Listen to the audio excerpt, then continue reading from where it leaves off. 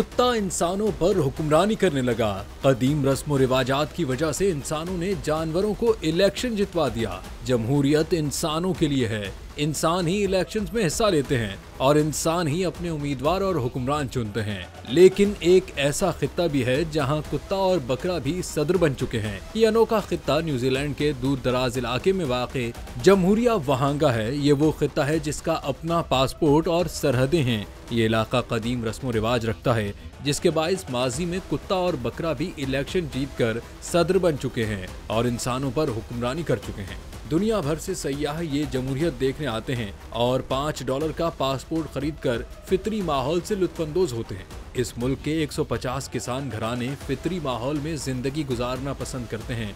जदीद दौर के लवाजमात कम अपनाते हैं। इसी वजह से वहाँ इंटरनेट है और ना ही मोबाइल नेटवर्क।